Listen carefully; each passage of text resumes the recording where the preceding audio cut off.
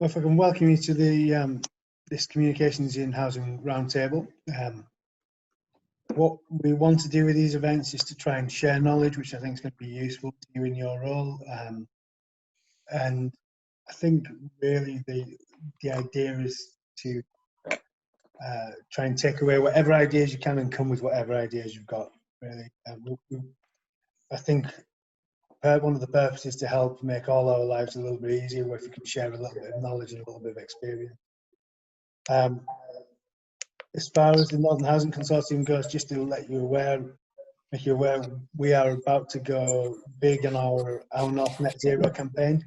So it's a big decarbonisation campaign which is happening, probably going to run the next 6 months or so. So there's a series of events which the people in your organisation will probably be attending. I don't think we've got any which are specific comms people just yet, which are going to be running from September. We have our annual general meeting at the beginning of November, where it's all going to reach a bit of a head. And then we're also running 2 pieces of research. So the first piece will be ready beginning of November, which is going to be detailing the social and economic impact of decarbonisation and how it can help kickstart the economy post-COVID. And then the second part of the research will be a tool which will basically allow housing associations and councils to be able to see what the cost-benefit analysis of doing various types of work on various types of housing are really useful. So some of that will probably start to come across your desk, and those of you who manage social media accounts, if you see our North Net Zero, if you at any time, please give it a share. Or if you've got something interesting or along the lines of decarbonisation work that you want to try and use the Northern Housing Consortium to showcase, I'd love to hear about it, so drop me a line. For this morning's session, Anne-Marie Lacey, who's the chair of the CIPR North East, is very kindly agreed to join us. She's also the managing director of Filament PR. And we were talking before she came along about what type of things or what type of subjects that might be useful to the group. And for our part, I think she suggested the idea of engaging with hard to reach audience. I think over the last 5 months, certainly, we've all been learning as we go, because our offices are shutting, places where tenants might visit, or those who are less digitally able and less connected through technology, and I think we've all had a little bit of a communications challenge per se. So she was just going to run a short presentation, just covering some topics around that, and then we'll go into group discussion. We can run as long or as short as you like on group discussion, and if you've got any things that you need help with or you'd like some ideas with, please raise them in the group discussion once we go into that section. But for now, I'm going to pass on to Anne-Marie Lacey, who will take you through her presentation. Thank you. Morning, everyone. I'm just getting the presentation up to start screen sharing, so hopefully, can everyone see that? Yes. James, give us a nod because I can just see you on the screen. Yep, brilliant. So as James said, I'm going to be talking to you about engaging with hard to reach audiences in a time of crisis. And I will hold my hands up now and caveat all of this and say it's been a learning curve, I think, for everybody. And have we always got it right? Possibly not as the answer. Have we learned things along the way? If there was to be another resurgence of the virus or localised lockdowns, or heaven forbid another national lockdown, absolutely yes. So I'm going to talk you through a little bit of a case study with one of the clients that I've been working with, how we kind of approached engaging with hard to reach audiences throughout the whole, well, not the whole because it's not over, but the kind of the peak bit of the lockdown crisis phase, and some kind of key learnings and some kind of frameworks that we've used to help guide our thinking and our strategies. So just very quickly, as James said, I'm MD of Filament PR. I'm also chair of CIPR North East and co-chair of the National Influencer Marketing Panel. I'm a chartered practitioner, a fellow of the CIPR. One bullet point I didn't add to this is that I'm also a teacher and a trainer, so I lecture at Newcastle Uni, and I also teach on CIPR and CIM qualifications with NESMA in the North East. So I've tried not to put my teacher head on with this and not too many theories and frameworks and all of that stuff, but there is a little one or two sort of frameworks that just kind of helped underpin our strategies that might be useful for you guys as well at some point in the future. So very quickly, this is Fulfillment PR, this is what we do, a mix of all sorts really for our clients. But one thing I want to talk about today is one of the things that we were commissioned to do originally with our client that I'm going to come on to with media relations, the kind of the bread and butter, you know, the profiling pieces, the good news stories, keeping the board happy, that type of stuff. But my question really is, does traditional media relations work when it comes to engaging with hard to reach audiences in a time of crisis? I think for me, the answer is, well, it all really depends on who the audience is and how they consume their media and their news and all of that type of thing. But for this particular client that I'm talking about, for the Community Foundation, the answer was very much no. So like I said, I was, me and my business and the team that I work with were commissioned to work with the Community Foundation nearly 2 years ago now, very much on your traditional bread and butter PR kind of contract. If you're unfamiliar with the Community Foundation, the full name, Community Foundation, Tyne, Wear and Northumberland, it's the biggest community foundation in the country, and you can see on the right hand side of the screen there just a little blurb about what they're about. But essentially they manage funds, and the funds can have different themes, different sort of prerequisites. So there's like women's funds, there's vulnerable young adult funds, there's kind of development in hard to reach areas funds, and they match generous people with community projects through these funds that need the help. So it's about people in the North East supporting others in the North East and delivering that point of support closer to the point of need. So what happened with the Community Foundation was when coronavirus struck, and I think possibly, I know for me, a lot of us might be guilty of this, is when we first sort of heard about the whole coronavirus thing, it was like, that's happening over in China, you know, that's not gonna, that's happening over there, it's never gonna come here, or we might just get a bit of a flu or something, you know, it's not gonna be a big deal. And then lockdown was announced, and it was initially just for 3 weeks, and then James, I think you said 142 days later, we're still kind of here. No one kind of saw it rumbling on for as long as it has, or the fact that it's probably going to take up most of 2020 and probably into some of 2021. So what the Community Foundation did was they set up their Coronavirus Response and Recovery Fund with £200,000 of their own reserves, their own money, and they called for donations from members of the public, businesses in the North East, anyone with a bit of spare cash to try and help contribute as well. The aim was to double the initial investments. They wanted to get to £400,000 so that they could then distribute this money to charities in the North East who'd been negatively impacted by coronavirus, so that they couldn't do their jobs, that they were working with hard to reach groups, whatever it was, somehow they'd been negatively impacted by the coronavirus situation. As it is, through lots of very, very generous donations, plus some support from the National Emergencies Trust, they actually have since got together over £1 million to deliver across the local communities in the North East. And it's almost kind of a three-phased approach. So the first approach was very much about getting money out there quickly, closer to the point of need, with organisations, charities, community groups, local causes that the Community Foundation were aware of and knew that they would be negatively impacted and could say, look, here's a grant, here's some money, there you go. The second phase, which was the real kind of interesting bit, I suppose, was asking for other charities, other groups who the Community Foundation haven't worked with, aren't aware of, to get in touch and say, we need a bit of help too, can we please apply for a grant?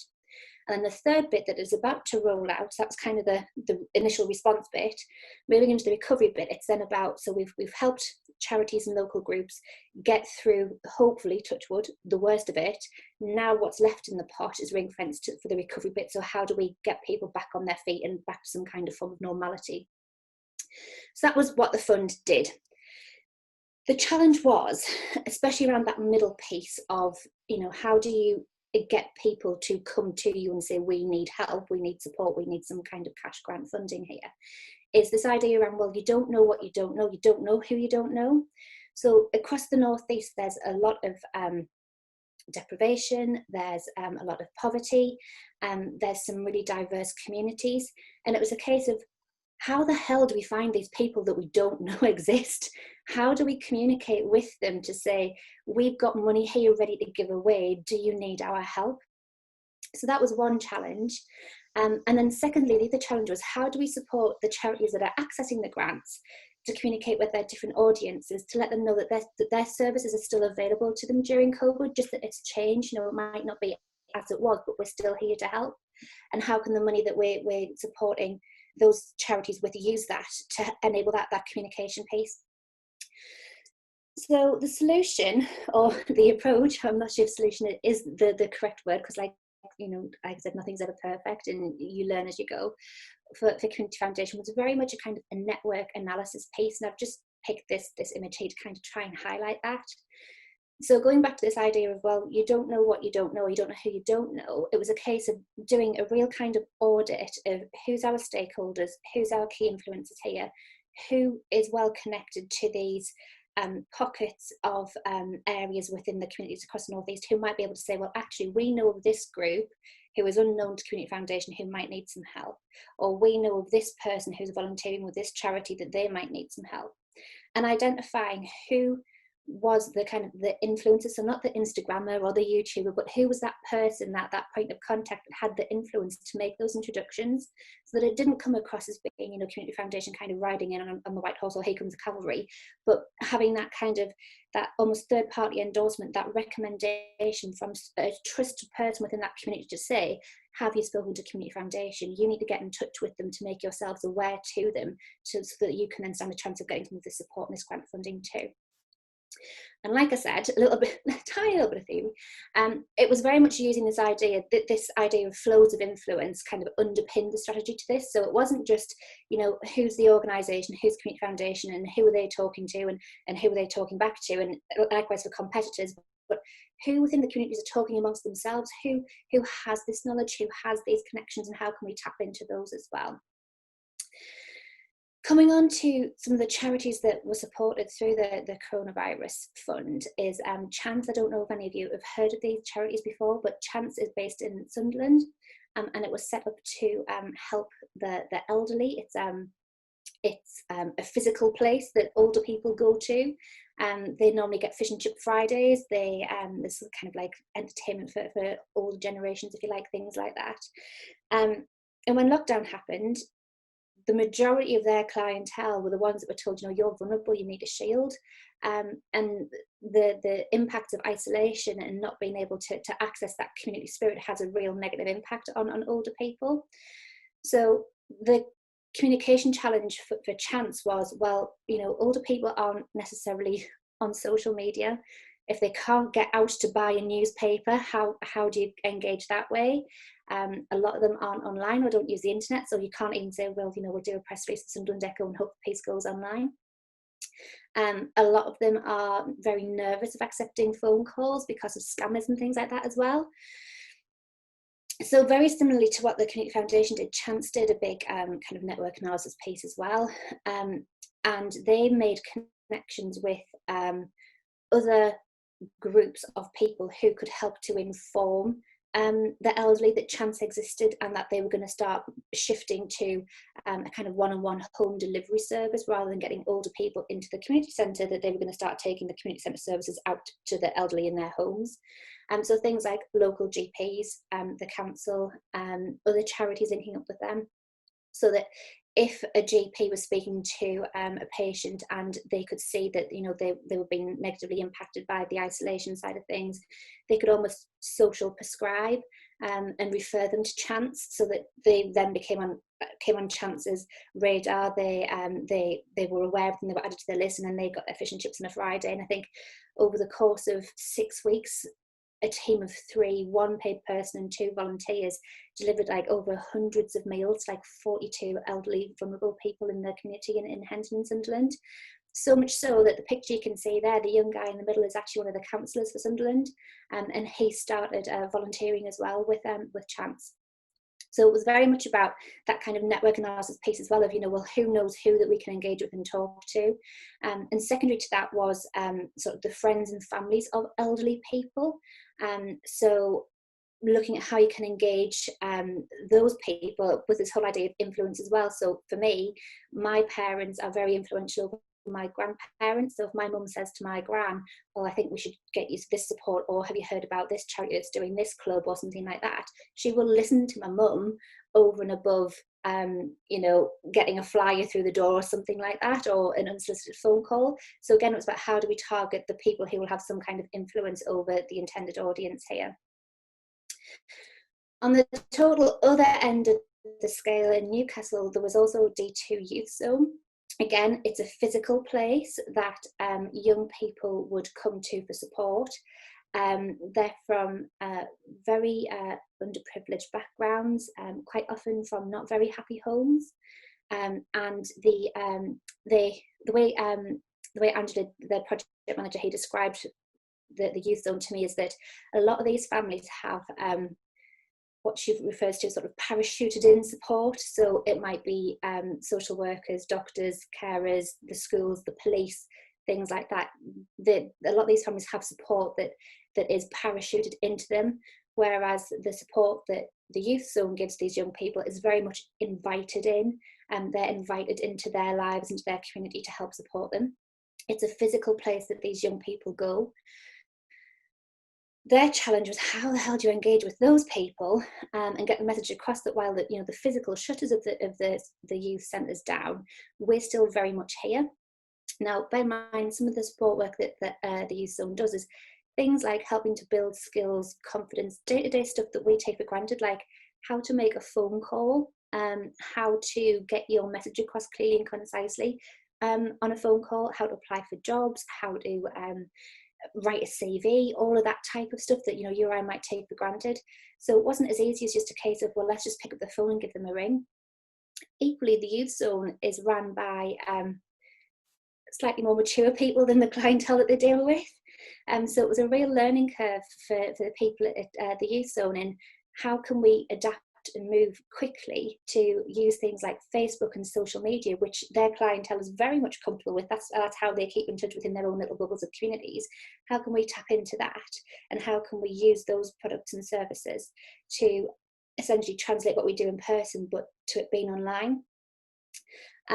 And part of that was a mixture of physically getting out and going around the doors saying, this is what we're doing, this is how we're doing it. Like I said, the idea that these people are invited into the service users' lives. They aren't kind of parachuted in like other support services. So doing the face-to-face piece, which going home to home, which they wouldn't normally always do. Normally people would come to them in the community centre, making them aware that this is how we're going to be doing things, and then building that Facebook support group and community as well. So two very different ends of the scale of different types of hard to reach audiences, but again, looking at the kind of, what do we need to do and how are we going to do it pace.